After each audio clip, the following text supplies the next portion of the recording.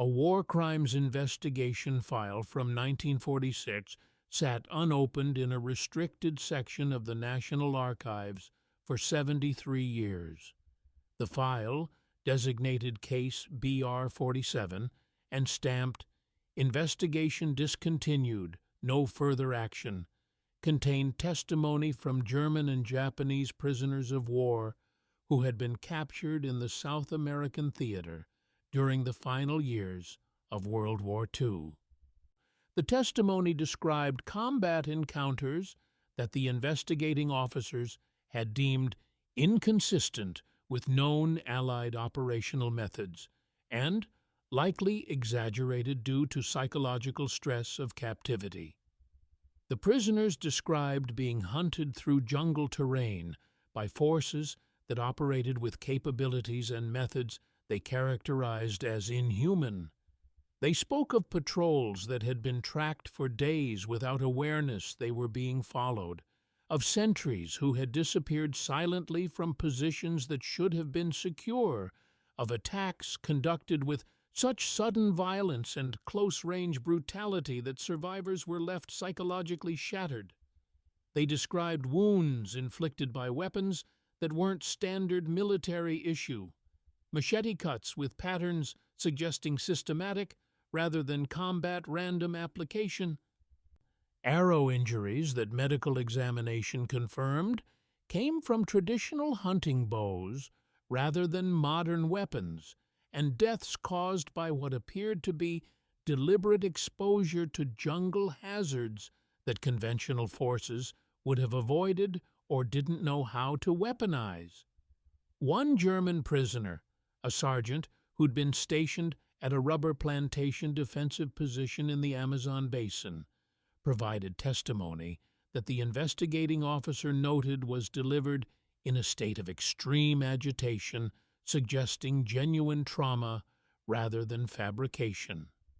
The prisoner described an attack on his position that had occurred during a night of heavy rain. They came from the jungle without sound. We had sentries positioned, defensive perimeter established according to proper protocols. The rain was heavy, but visibility was adequate with our lighting. Yet they moved through our position, killing sentries, destroying equipment, and withdrawing before we could organize response. In the morning, we found 5 men dead, killed with blades, not bullets. The cuts were deliberate, precise, not combosh wounds, but something else. And the tracks leading away from our position disappeared 20 meters into the jungle, as if they'd simply vanished into the trees. The investigating officer's notes questioned the account's credibility, suggesting that jungle conditions and psychological stress may have caused prisoner to misinterpret conventional commando raid as something more threatening than actual circumstances warranted. The investigation was discontinued. The testimony was filed as unreliable, and the case was classified not because it contained sensitive operational details, but because it didn't fit any narrative about Allied operations that command wanted to acknowledge or explain. What the investigation had documented without recognizing it was evidence of a unit that the Brazilian military and U.S. advisors had deployed in the Amazon basin, indigenous trackers recruited from tribes with territories deep in the rainforest, men whose traditional hunting and warfare practices were so far outside conventional military norms that when they were applied to modern combat, the results were psychologically devastating even to experienced enemy soldiers. These trackers had been recruited in 1943 to counter Axis infiltration and intelligence operations in the Amazon. German and Japanese agents attempting to secure resources, gather intelligence, and potentially establish bases in one of the most remote and tactically challenging environments on Earth. Conventional Brazilian military forces were struggling with jungle operations that degraded their effectiveness catastrophically. Equipment failed in humidity and heat. Soldiers became incapacitated by disease and exhaustion. Navigation through featureless jungle was nearly impossible with standard military methods, and the enemy forces they were hunting were adapting to jungle conditions faster than conventional military doctrine could respond. The indigenous trackers operated differently. The jungle wasn't hostile environment to be overcome. It was home territory they understood intimately. They didn't fight the environment. They used it. And they didn't conduct operations according to Western military conventions about proportional force and civilized combat. They hunted enemy forces the same way they'd hunted game, and conducted traditional warfare, with patience, environmental mastery, and methods that were brutally effective, but psychologically traumatic to those who survived them. They were more brutal than enemies survived, because brutality in their context wasn't excessive violence. It was precise application of traditional warfare methods that were designed to create psychological effects that went beyond the tactical result of removing enemy combatants. Methods that came from cultures where warfare served different purposes than Western military doctrine assumed, where combat was personal and spiritual rather than professional and organizational.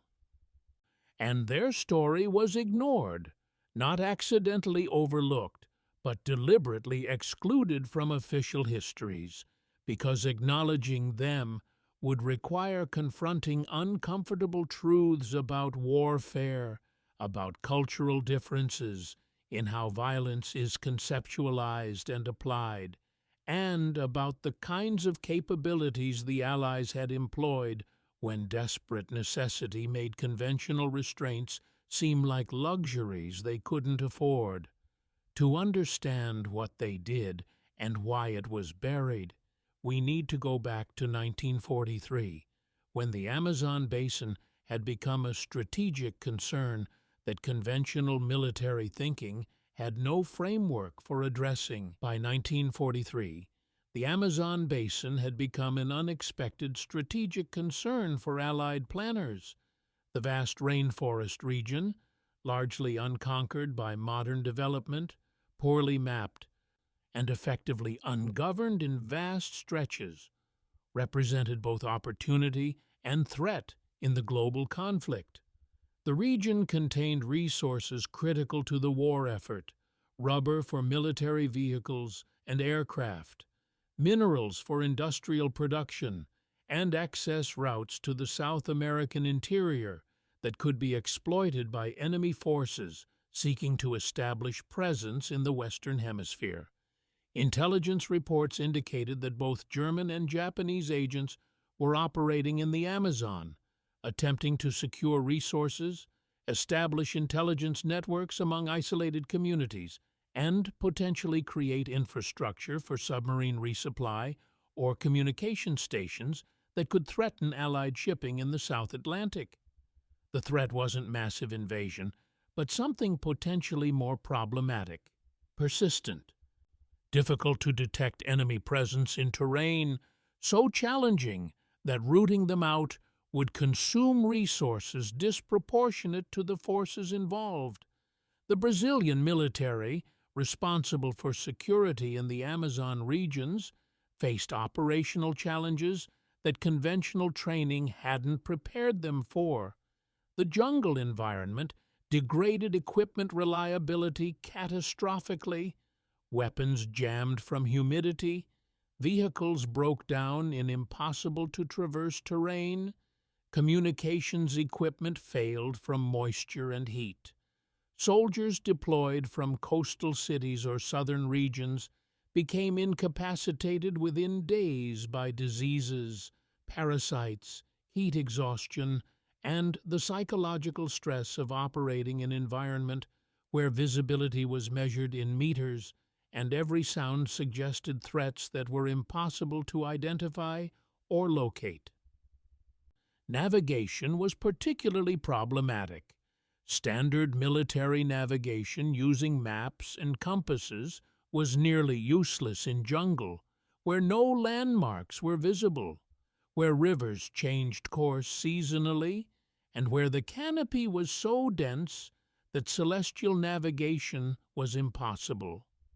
Patrols sent to investigate reported enemy activity would become lost, require rescue resources, and return without having accomplished reconnaissance objectives because they couldn't find the locations they'd been sent to observe. More fundamentally, conventional military tactics were designed for environments where observation and fields of fire created advantages for organized, well-armed forces. The Amazon jungle eliminated those advantages. Visibility was so limited that firefights occurred at ranges of 10 meters or less. Defensive positions provided no security because the jungle allowed approach from any direction with complete concealment. Ambushes could be conducted from positions that were undetectable until the attack commenced, and withdrawal could be achieved through terrain where pursuit was impossible for forces that didn't know how to move through it. Enemy forces, German and Japanese agents, along with local collaborators they'd recruited or coerced, were adapting to jungle conditions faster than Brazilian military forces. Intelligence reports described enemy camps in locations that Brazilian patrols couldn't reach, supply networks using river systems that weren't on military maps, and defensive early warning systems that allowed enemy forces to evade Brazilian operations consistently. A strategic assessment presented to the Brazilian War Ministry in August 1943 laid out the problem with uncomfortable honesty. Conventional military operations in Amazon interior are ineffective to the point of operational failure. Our forces cannot navigate the terrain, cannot survive extended operations without unsustainable logistical support, cannot locate enemy positions that indigenous populations could find with ease, and cannot operate tactically in environment where all conventional advantages are neutralized by jungle conditions. We are conceding operational control of strategically important territory because our military doctrine provides no framework for jungle warfare at the level of difficulty these conditions present. The assessment recommended a radical solution: recruit indigenous personnel from Amazon tribes who possess the environmental knowledge and jungle survival skills that conventional training couldn't provide in any reasonable time frame. Use them not as guides or auxiliaries, but as primary combat forces, operating according to their own tactical methods rather than conventional military doctrine, with the understanding that their effectiveness would come from capabilities and approaches that existed completely outside Western military tradition. The recommendation was controversial on multiple levels. It required acknowledging that indigenous peoples possessed military capabilities superior to conventional forces. It meant accepting that effective operations would use methods that didn't conform to Western military law and custom, and it implied that Brazilian national security in the Amazon depended on peoples whose relationship with the Brazilian state was historically complicated by colonization, displacement, and cultural suppression. But the desperation was real. Enemy presence in the Amazon threatened resources and territory that Brazil couldn't afford to concede, and conventional approaches weren't working. Authorization came through in September 1943 for an experimental program. Recruit indigenous trackers and warriors from Amazon tribes. Provide minimal modern military equipment without attempting to impose conventional military training, deploy them against enemy forces in the jungle, and assess whether indigenous warfare methods could solve problems that conventional military operations couldn't address. The program was classified from inception, with the understanding that success achieved through methods outside conventional military norms would be difficult to acknowledge, and that the indigenous forces themselves would need to remain invisible in official histories. Recruitment for what would be designated the Batallón de Rastreadores Indígenas, Indigenous Tracker Battalion, began in October 1943, with Brazilian military liaisons traveling deep into the Amazon to contact tribes that maintained traditional territories far from modern settlements.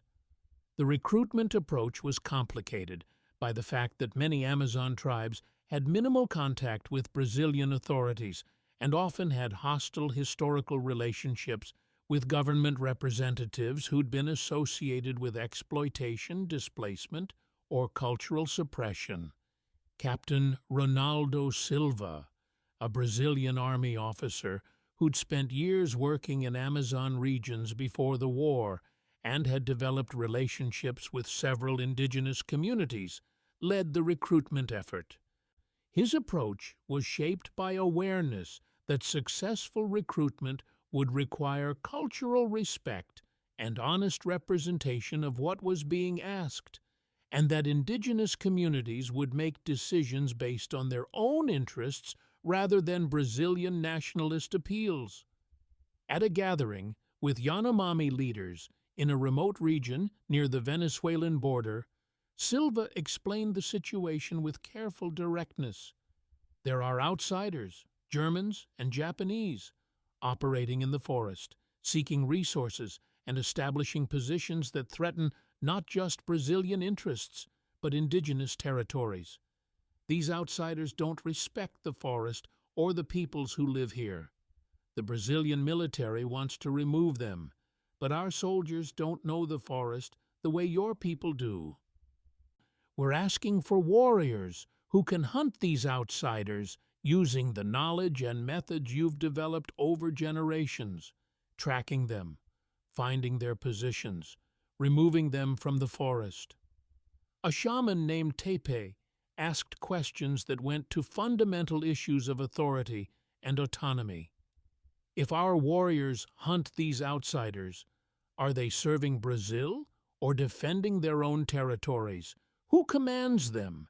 Brazilian officers who don't understand the forest, or their own leaders who know how warfare is properly conducted? And what happens when these outsiders are gone? Will Brazil recognize that indigenous peoples defended these lands? Or will the government claim credit and continue treating us as obstacles to development?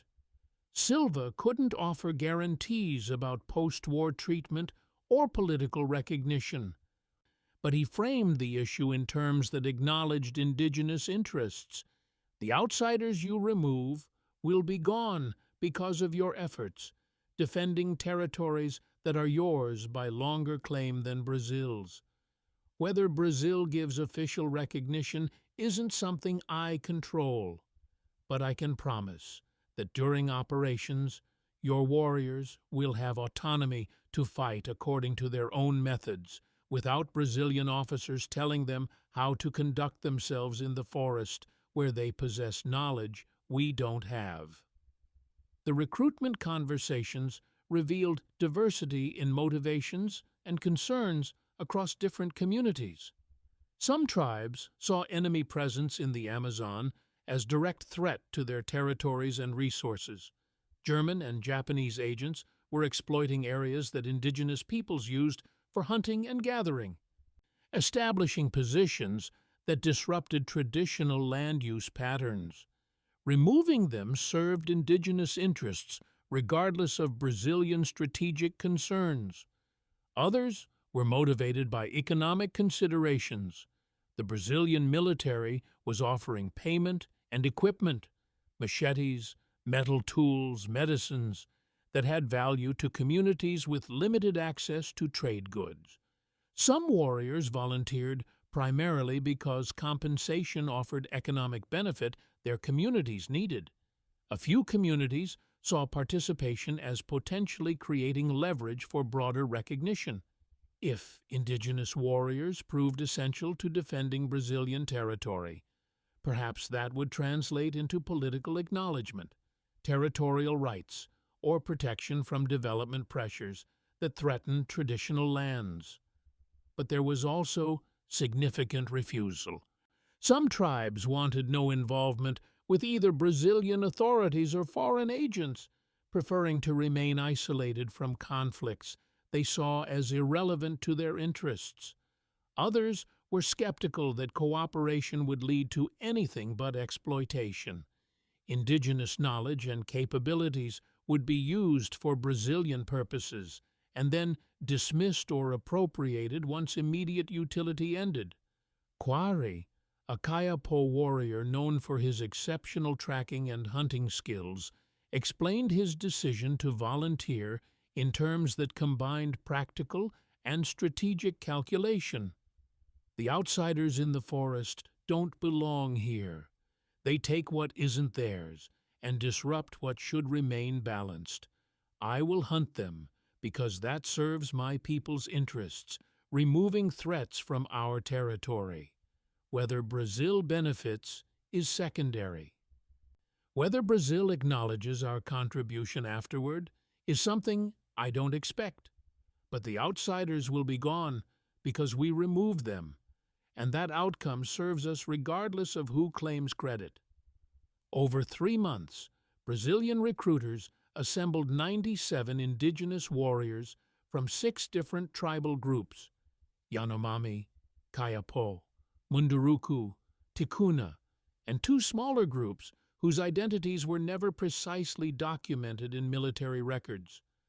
All were experienced hunters and warriors who possessed intimate knowledge of jungle environments, traditional tracking abilities that could follow human passage through terrain that left no visible signs to outsiders, and combat methods that came from cultural traditions where warfare served different purposes and followed different rules than Western military doctrine assumed.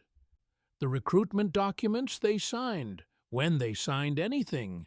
Some warriors participated based on oral agreements only, were minimal. Acknowledgement of payment terms, agreement to operate under general Brazilian military authority, and acceptance that their specific methods and operations would not be publicly documented. What wasn't explicitly stated, but what many warriors understood, was that they were being recruited to kill using methods that Brazilian authorities found useful but wouldn't officially acknowledge, and that recognition for their service was unlikely given historical patterns of how indigenous contributions had been treated. By January 1944, the 97 warriors had been assembled at a staging area in Manaus, where they would receive minimal equipment, modern weapons for those who wanted them.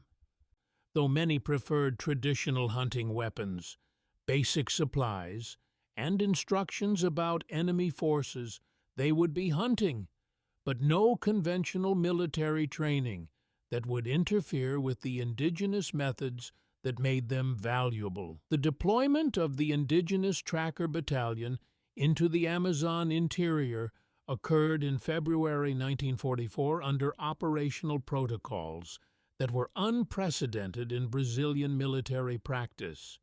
Rather than integrating the indigenous warriors into conventional military command structures, the Brazilian Army created a hybrid system that acknowledged the warriors would operate according to their own tactical methods and leadership hierarchies while nominally serving Brazilian strategic objectives. The battalion was organized into small teams of 5 to 8 warriors, typically from the same tribal community, to maintain cultural cohesion and traditional leadership structures. Each team was assigned a Brazilian liaison officer, not to command them, but to communicate intelligence about enemy activities and locations, to coordinate logistics for supplies the warriors needed that they couldn't obtain from the jungle, and to report results back to military command. The liaison officers quickly discovered that their role required complete deference to indigenous tactical judgment. Captain Silva, serving as senior liaison, briefed the officers explicitly, "These men are not Brazilian soldiers who need to be taught how to operate. They are warriors and hunters with knowledge we don't possess. Your job is to tell them where enemy forces are believed to be operating, and then allow them to conduct operations according to their own methods. You will not question their tactics, will not impose conventional military procedures, and will not attempt to observe their operations directly unless invited. They hunt in ways we don't understand, using knowledge we can't replicate. Our role is to enable them, not to command them." The operational concept was simple in theory, but radical in execution. The indigenous teams would be deployed into regions where enemy presence had been reported or suspected. They would locate and eliminate enemy forces using whatever methods they deemed appropriate, and they would report results when operations were complete. No attempt would be made to monitor or control their specific tactics, and no questions would be asked about methods as long as strategic objectives were achieved. What emerged was warfare conducted according to indigenous rather than Western military principles. The warriors didn't patrol in formations, didn't establish defensive perimeters, didn't follow conventional tactical procedures. They hunted enemy forces the same way they hunted game, tracking them patiently over days or weeks, learning their patterns and vulnerabilities, choosing moments and methods for elimination that minimized risk to themselves while maximizing psychological impact on survivors or discovery parties. Quarry's team conducted the first documented operation in March 1944, tracking a German intelligence cell that had been operating from a riverside position deep in Kayapo territory. The Germans had established what they considered a secure position, hidden from river traffic, defended against approach from obvious directions, provisioned for extended operations. They'd been there for 3 months without Brazilian forces locating them, despite multiple patrol attempts. Quarry's team tracked them in 2 days, following signs that Brazilian trackers had missed entirely. Disturbances in vegetation patterns, subtle changes in animal behavior indicating regular human presence, traces in river mud that revealed boat activity. The team observed the position for a week, learning the Germans' routines, identifying which were leaders and which were subordinates, understanding their defensive assumptions. The attack occurred during a night of heavy rain when the Germans believed weather provided security against approach. The warriors moved through jungle in darkness and rain using environmental knowledge that made conditions irrelevant to their movement capabilities. They entered the position silently, killed 4 Germans before alarm could be raised, and withdrew with captured intelligence documents that revealed the extent of German operations in the region. The manner of the killings was what disturbed the Brazilian liaison officer who examined the site afterward. The Germans had been killed with machetes and arrows, close-range weapons that required the attackers to be within arm's reach. The wounds were precise rather than random, suggesting controlled killing rather than frenzied combat. And the bodies had been positioned deliberately, arranged in ways that the liaison officer couldn't interpret, but that clearly conveyed meaning to anyone who discovered them. When the officer asked Quarry about the positioning, the warrior explained simply, "We left them so that others who find them will understand what happened. Not the details, they won't understand those, but they will understand that something hunted these men with purpose, that the jungle took them deliberately. Fear teaches more effectively than death alone. Those who find these bodies will carry fear that changes how they think about operating in the forest. The officer included this exchange in his report, but noted, "Indigenous tactics achieve strategic objectives, but employ methods that don't conform to conventional military law or custom. Recommend acceptance of tactical autonomy without detailed oversight, as indigenous knowledge is the source of effectiveness, and attempting to modify methods would eliminate capability we're recruiting them to provide."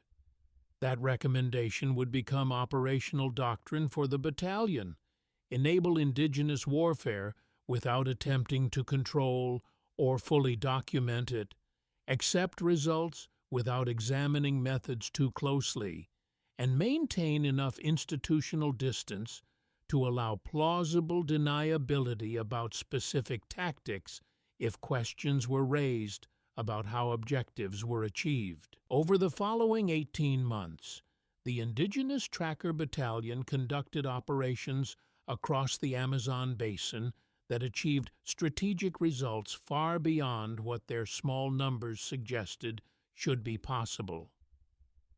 The 97 warriors, operating in their small independent teams, eliminated or forced withdrawal of German and Japanese intelligence cells, disrupted enemy supply networks, destroyed communication installations, and created a security environment in the jungle interior where Axis presence became operationally unsustainable. But the battalion's effectiveness went beyond simple elimination of enemy personnel.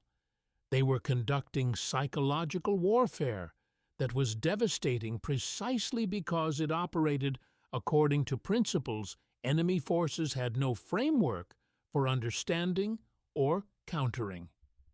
Western military psychological operations relied on propaganda, demoralization through demonstration of superior force, or exploitation of known fears and motivations. The indigenous warriors were creating fear through methods that came from different cultural contexts where warfare served purposes beyond tactical victory. A Munduruku team led by a warrior named Djibouti conducted operations that exemplified this psychological dimension. Tasked with eliminating a Japanese intelligence network operating along a tributary system in Munduruku traditional territory, Djibouti's team didn't simply kill the Japanese agents, they hunted them in ways deliberately designed to create terror that would spread beyond the immediate targets. The Japanese had established 3 positions along the river system, rotating personnel between them and maintaining security protocols that had successfully prevented Brazilian military forces from locating them. Djibouti's team tracked all 3 positions over a 2-week period, then conducted eliminations in sequence over 3 nights, 1 position per night, killing all personnel and leaving clear evidence that positions had been attacked, but providing no indication of how the attackers had approached or withdrawn. The psychological effect was cumulative and devastating. After the first position was eliminated, the other 2 went to maximum alert. Sentries doubled, defensive measures enhanced, constant vigilance maintained. But the heightened security didn't prevent the second position from being attacked the following night, with identical results. All personnel killed, no indication of how the attack had been conducted, no defensive measures proving effective. By the 3rd night, the remaining Japanese position was experiencing psychological collapse even before the attack occurred. Sentries were reporting sounds and movements that weren't there, demanding constant light despite the fact that it compromised their position, refusing to maintain perimeter posts because being alone in the jungle felt like accepting death. When Djibouti's team attacked, they found some of the Japanese had already fled into the jungle, preferring to take their chances in terrain they knew would probably kill them, rather than remaining in a position they knew would definitely be attacked. A Japanese agent captured alive during the operation was interrogated by Brazilian intelligence and provided testimony that revealed the psychological state enemy forces were experiencing. "We knew we were being hunted by something that understood the jungle in ways we could never match. Every sound became a threat. Every moment of darkness felt like attack was coming. The fear wasn't rational. It was deeper than tactical concern. We felt like the jungle itself had turned against us, like we were being hunted by something that belonged there in ways we never could." This psychological dominance had strategic effects that extended beyond the specific operations. German and Japanese intelligence officers began refusing assignments to Amazon regions, classifying the territory as too high risk relative to the intelligence value it provided. Communications between Axis agents in the region showed increasing desperation and deteriorating morale. Several agents surrendered to Brazilian authorities, specifically requesting protection from indigenous forces rather than continuing to operate in the jungle. A German intelligence assessment from late 1944, captured after the war and classified for decades, described the situation with remarkable candor. "Operations in Amazon interior have become unsustainable due to indigenous hostile forces employing warfare methods we cannot counter. Conventional security protocols are ineffective. Personnel attrition from hostile action and psychological breakdown is unacceptable. Recommend complete withdrawal from interior Amazon operations and relocation of intelligence priorities to coastal regions where conventional military capabilities provide adequate security." The recommendation was implemented. Axis forces withdrew from interior Amazon positions, effectively conceding operational control of the region to Allied interests. The withdrawal was attributed in Brazilian military reports to successful counterintelligence operations with no specific mention of indigenous forces or their methods. But the success was creating exactly the kind of documentation problem that would lead to the battalion's existence being ignored rather than acknowledged. The methods that made them effective were too far outside conventional military norms to be comfortably explained. The psychological effects they created were difficult to justify under rules of war designed for Western military contexts, and the simple fact of their effectiveness challenged assumptions about whose knowledge and whose methods were militarily legitimate. Planning was already beginning for how to dispose of the battalion after the war ended, how to release the warriors without documentation that would require explaining what they'd done or acknowledging that indigenous warfare methods had been more effective than conventional military operations. By late 1944, Brazilian military officers serving as liaisons to the indigenous tracker battalion were filing reports that expressed growing discomfort with the methods being employed, even as they acknowledged the operational effectiveness those methods achieved. The discomfort centered on what Western military thinking categorized as excessive brutality, the use of violence that exceeded what was necessary for tactical objectives and that appeared designed to create psychological trauma beyond simple combat effects. The issue came to a head when a liaison officer accompanied a Yanomami team to examine the aftermath of an operation against a German supply cache. The Germans had been killed. That was expected. But the manner of their deaths and the arrangement of their bodies disturbed the officer in ways that went beyond normal combat aftermath. The killings had been conducted at close range with traditional weapons. The wounds showed evidence of precision rather than combat chaos, and the bodies had been positioned in configurations that the officer recognized as deliberate communication, even though he couldn't interpret the specific meaning. The officer's report raised questions about whether the battalion's methods violated laws of war regarding unnecessary suffering and humane treatment of combatants. The report noted, indigenous forces achieve tactical objectives but employ methods that appear to exceed military necessity. Killings are conducted in ways that seem designed for psychological effect, beyond simple elimination of enemy personnel. Question whether these methods are acceptable under international law governing conduct of warfare. The report triggered a review by Brazilian military legal advisors that revealed fundamental tensions between Western military law and indigenous warfare practices. What Western military thinking categorized as excessive brutality, close-range killing with traditional weapons, deliberate arrangement of bodies, methods designed to create fear, were from indigenous perspectives simply how warfare was properly conducted.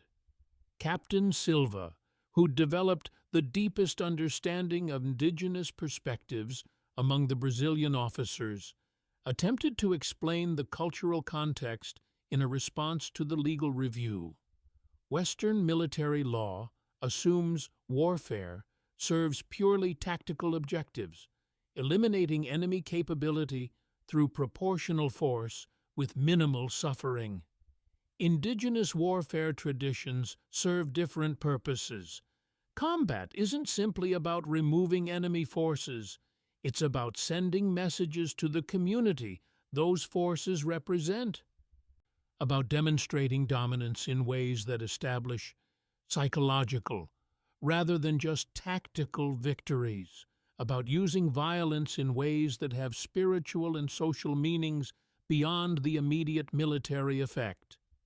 He provided specific examples of what Western observers saw as excessive brutality, but what indigenous warriors saw as appropriate and necessary warfare practice.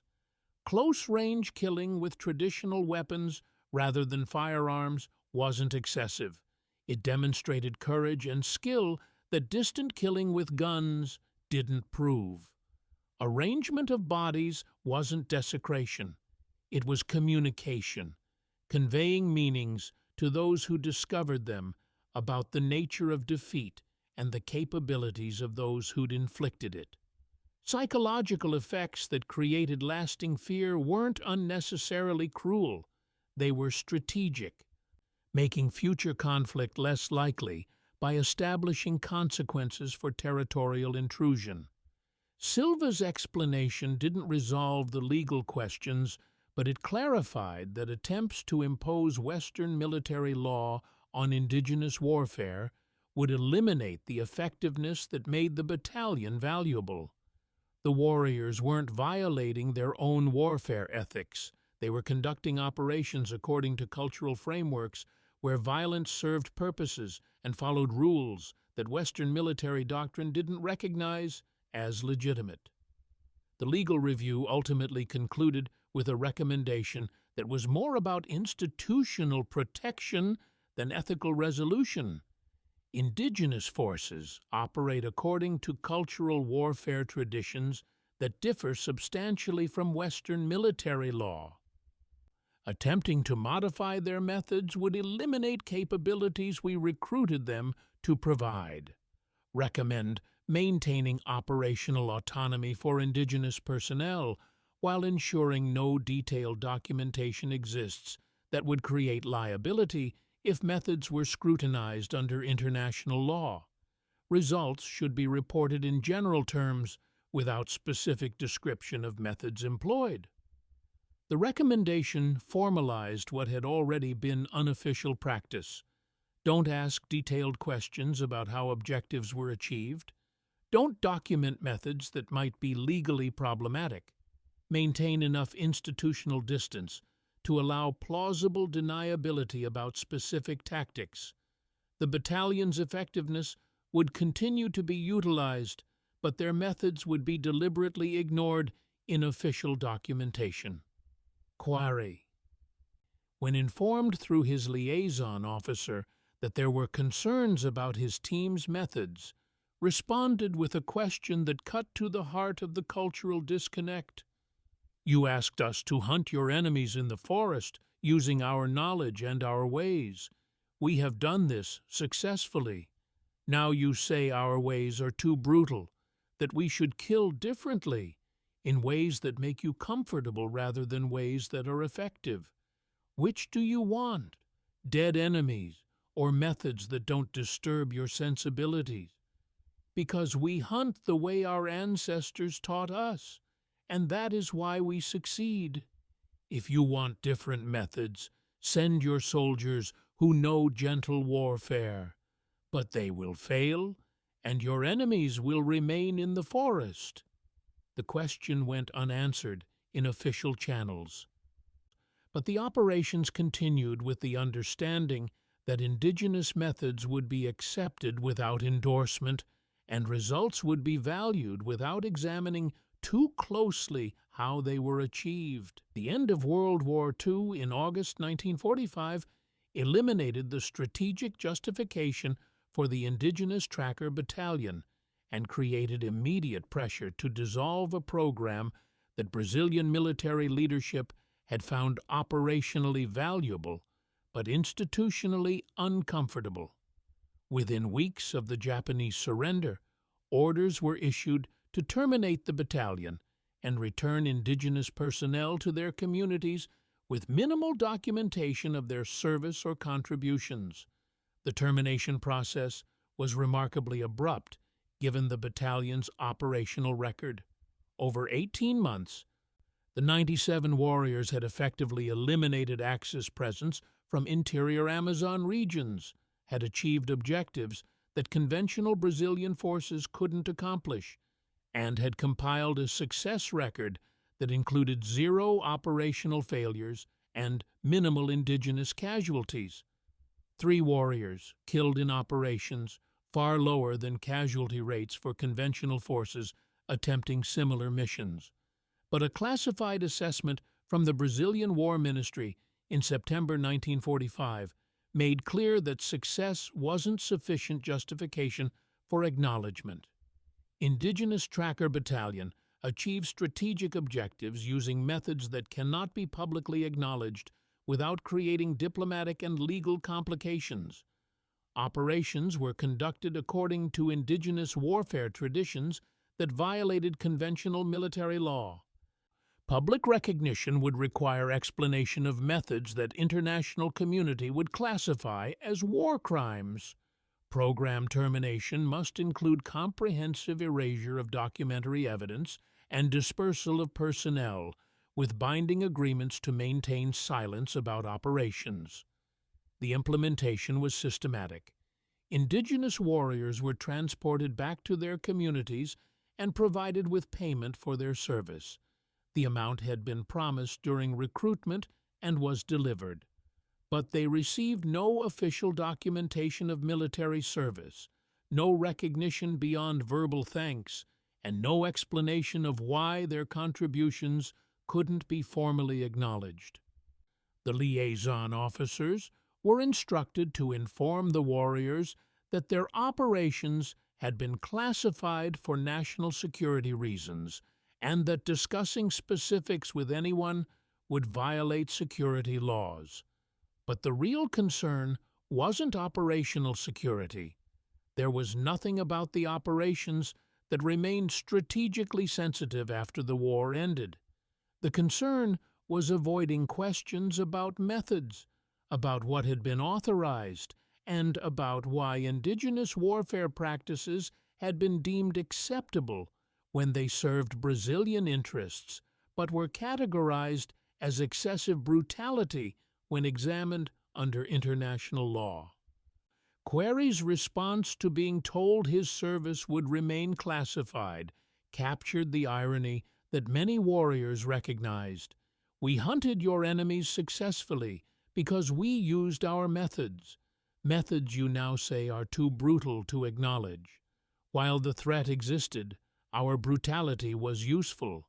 Now that the threat is gone, our brutality is embarrassing. We are the same warriors who fought the same way throughout. What changed is whether our effectiveness serves your interests." The documentary Erasure was equally thorough. Operational reports were recalled from military archives and either destroyed or reclassified at levels that made them functionally inaccessible. The few after-action summaries that survived were edited to remove specific attribution, changing language from indigenous tracker operations to generic counterintelligence activities that could have been conducted by anyone. Liaison officer reports that described indigenous methods in detail were destroyed entirely. The War Crimes Investigation File, Case BR 47, that contained German and Japanese prisoner testimony about being hunted by indigenous forces, was classified and marked "Investigation Discontinued," specifically to prevent the testimony from creating records that might prompt questions about Allied operations that employed methods prisoners described as brutal or inhumane. By early 1946, the Indigenous Tracker Battalion had been completely erased from official Brazilian military history. The warriors themselves had returned to their communities, their service unacknowledged, their contributions ignored, and their sacrifices unrecognized. They carried knowledge of what they'd done, but were prohibited from speaking about it, and had no documentation that would prove their service, even if they violated the prohibition. The brutality that had made them effective had also made them impossible to acknowledge. They'd been too successful using methods that were too far outside Western military norms, and the only way to avoid confronting that contradiction was to pretend they'd never existed, to ignore their story so completely that even 70 years later, attempting to document their service would encounter institutional resistance, suggesting the classification served ongoing purposes rather than legitimate security needs. Quarry returned to Kayapo territory in November 1945 with payment for his service, no official documentation of what he'd done, and psychological burdens that he struggled to process within cultural frameworks that had no concept equivalent to what Western psychology would call combat trauma.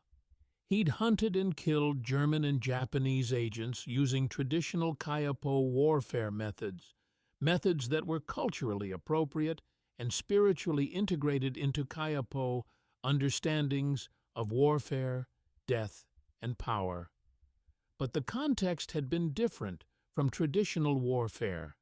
He'd killed strangers who'd never personally wronged his people, in service of Brazilian national interests that were only tangentially related to Kayapo territorial defense.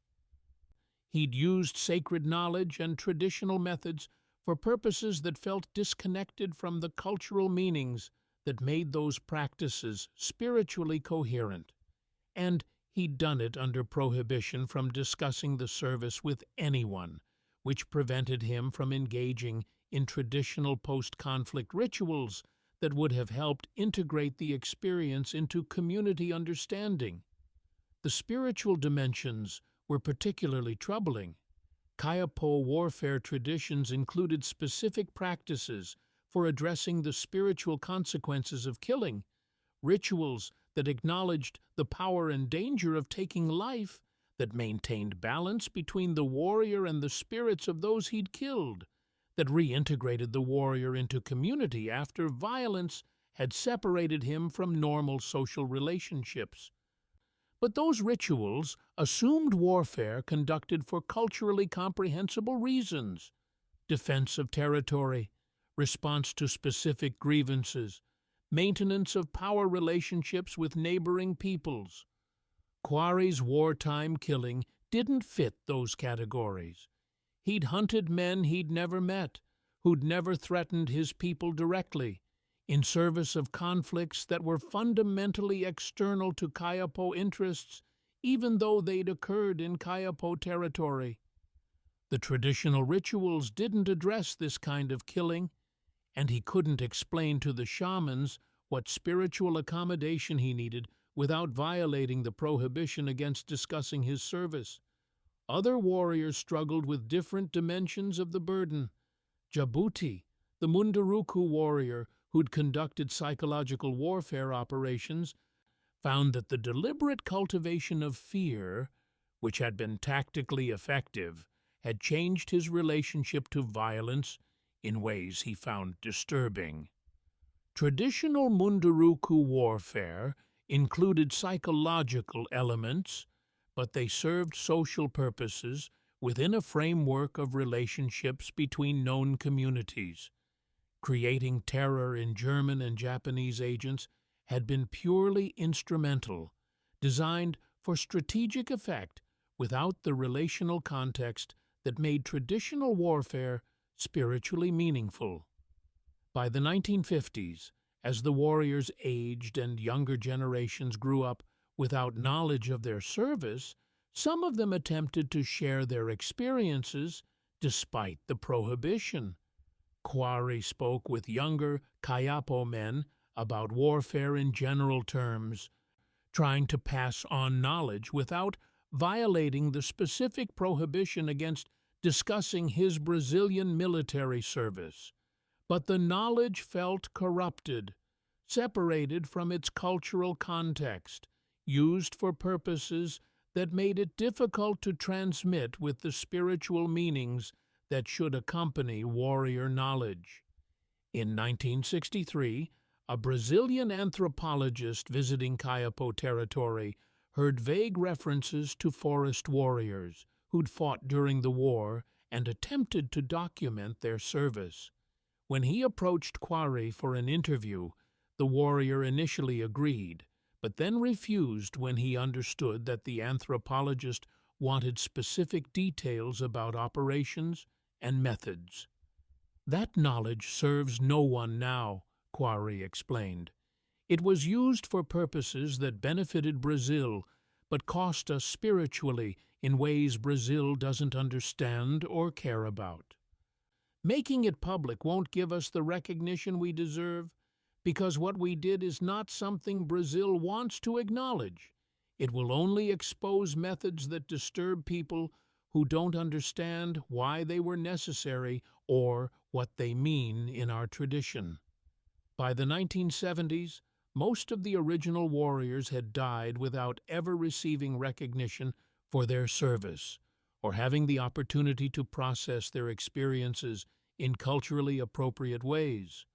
The knowledge they'd used, traditional tracking, hunting, and warfare skills, was fading from Amazon indigenous communities under pressure from contact with modern society and government policies that discouraged traditional practices. The supreme irony wasn't lost on the few surviving warriors. The Brazilian government had exploited indigenous warfare knowledge when it served national security interests, had prohibited the warriors from discussing their service to avoid acknowledging the brutality of the methods, and was now implementing development and assimilation policies that were eliminating the very cultural knowledge that had proven militarily superior to conventional forces.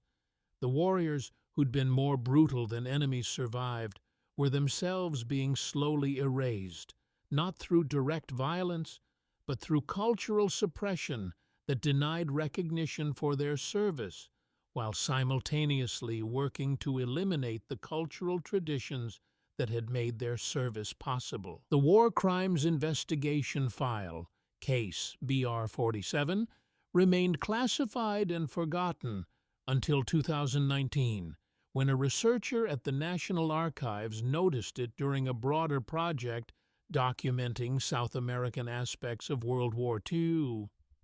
Dr. Patricia Mendes, a Brazilian historian, recognized immediately that the testimony contained in the file described operations that didn't appear in any official Brazilian military histories of the war.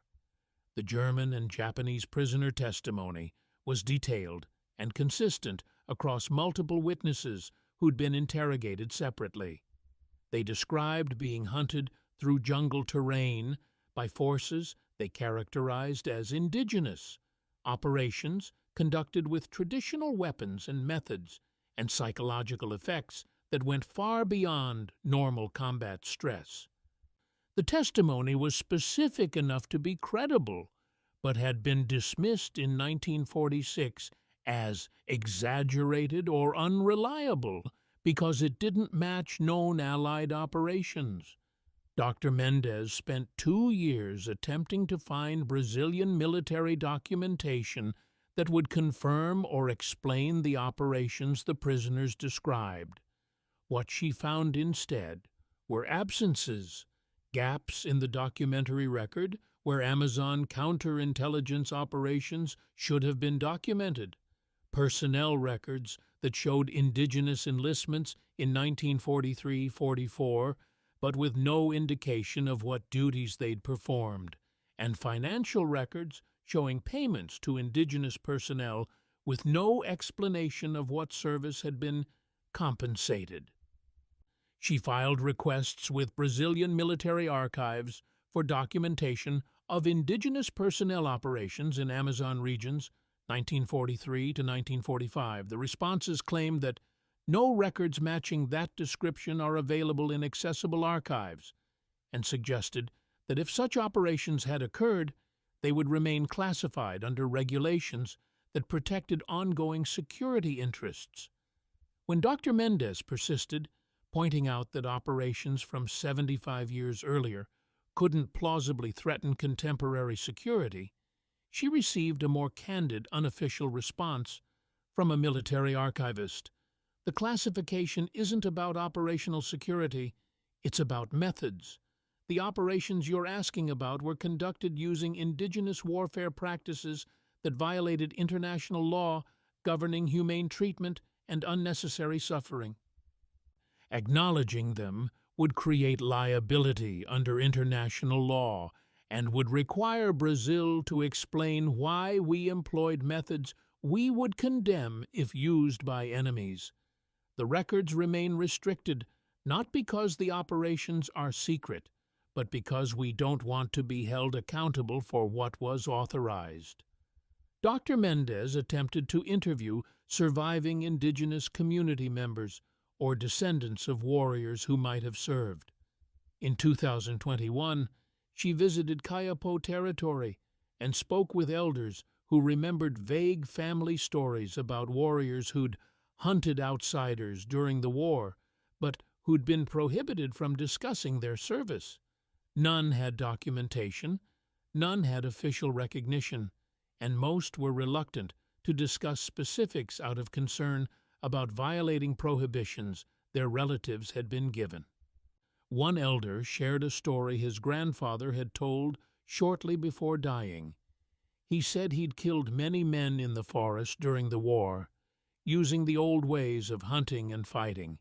He said it was necessary to protect the forest and our people, but that Brazil used them and then forgot them because what they'd done was too brutal for Brazil to acknowledge.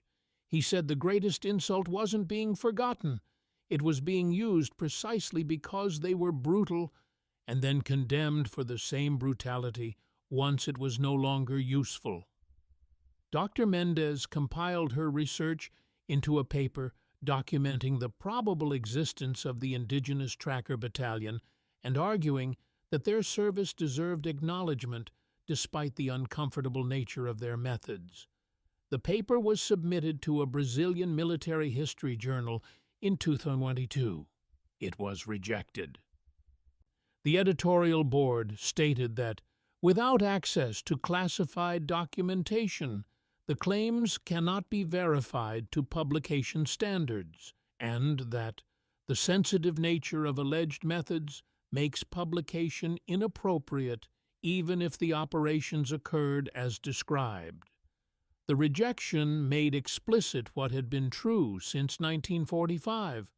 The Amazon tracker's story would be ignored, not because it was false, but because it was true in ways that were too uncomfortable to acknowledge. They'd been more brutal than enemies survived because they'd employed indigenous warfare methods that Western military law had no framework for evaluating. They'd been effective precisely because they operated outside Western norms, and acknowledging them would require confronting uncomfortable truths about warfare, about cultural differences in how violence is understood and applied, and about the kinds of capabilities the Allies had been willing to employ when necessity demanded it. By 2024, all of the original warriors were dead. Quarry had died in 1998, Djibouti in 2003. The 97 men who'd hunted Axis agents through the Amazon using traditional knowledge that proved more effective than conventional military operations were gone without ever receiving recognition for their service or having their contributions acknowledged in official histories.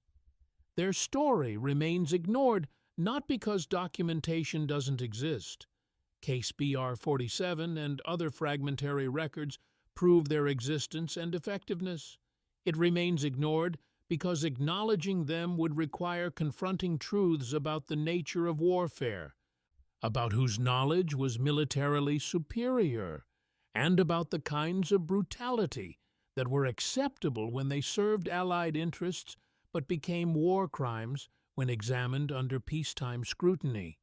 The forgotten Amazon trackers were more brutal than enemies survived, not because they were excessively violent, but because they employed warfare methods from cultural traditions where violence served different purposes than Western military doctrine assumed.